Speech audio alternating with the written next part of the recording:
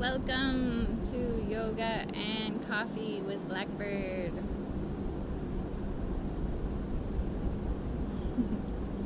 So good. All right, we're gonna continue similar to earlier this week with some pagodas. So half a pagoda, if you're already opening your knees this way, some precautionary things. So half a pagoda is basically this, right? A lot of yogis and different people doing yoga sickle their feet. It's called sickling. It's that really ugly look in the dancer world. We like to keep the ankle straight.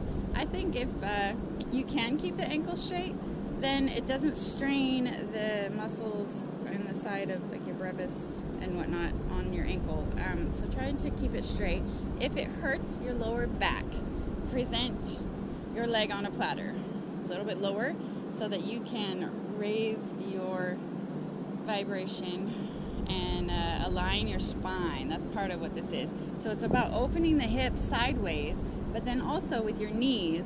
We don't want to torque the knee because your knees are only really supposed to go forward and back, but we make them do things sideways. The sideways part should be coming more from the hip and not from the knee. So make sure your joints are okay while you're doing this. That's all my precaution. So basically this is a prayer with your hands, just connecting yourself to yourself. So a pagoda, the house that is, hello bee.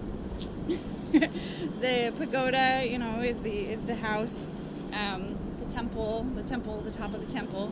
So the idea of being able to align yourself in somewhat looking like this temple shape, right? This is half a pagoda. Oh, the other side. Half a pagoda. I kind of take the outside of my ankle, or if you can go underneath the ankle too. Some people do, you know, they want to just hug their leg and baby, you know, it's okay baby. So you can also, I like to play with this, opening the hips a little bit, but then again I feel like my knee is getting torqued too much.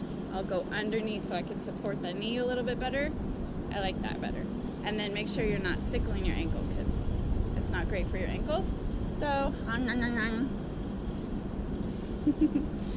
sitting up really tall. So it's kind of like you're wanting to squish yourself from front to back as well. So pulling it in. If it's too heavy on your back and it hurts your middle thoracics, present your foot on the platter. This is my leg for dinner. All right, the full pagoda. Let me try that again. The full pagoda would be both legs. So some people cross them here and try to add here. I'm gonna go a little bit further under here. Some people also put them up, you know, lace your legs inside. Again, try not to make your ankles crooked. There's that. So this always gets people asking, so can you put your foot over your head? Like, oh my God, yeah. Party tricks.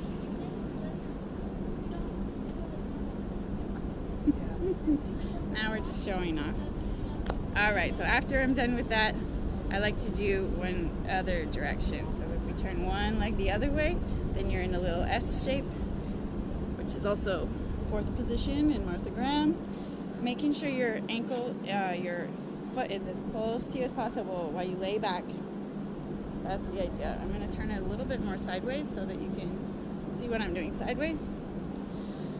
So there's people, if you can get down to your elbows, that's easy. Some people like to lay all the way down. I don't feel anything when I lay all the way down, but you might.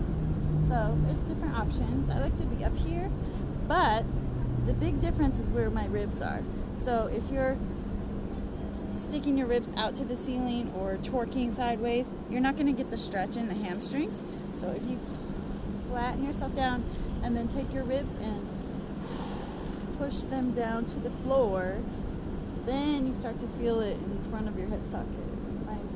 Nice. And whoo, Las Vegas. Switching sides. I didn't want to kick the coffee. So I'm pulling my ankle and right up underneath my sit bones so that won't hurt your knees. And I'm leaning back nice and slow, deciding how far I want to go back. Woo. This is good. And then remember your elbows. These are not your elbows. Your elbows are on the ground. Your ribs are gonna slide it back down. Good job. I'm gonna add a little Blackbird methodology to this. I'm gonna add taking away from the leg that's backwards.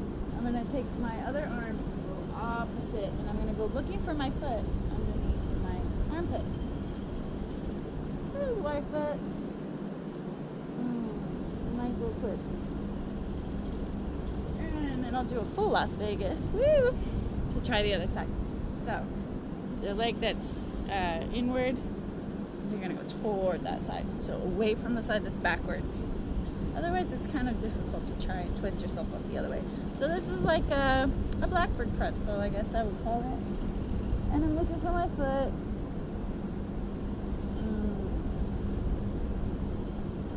Awesome. Well, enjoy your day. Remember, you are the magic. Make sure you subscribe to Blackbird University on YouTube, Instagram, Facebook. However, I'm open for private lessons and even Skype healings and whatnot. So get a hold of me. Thank you.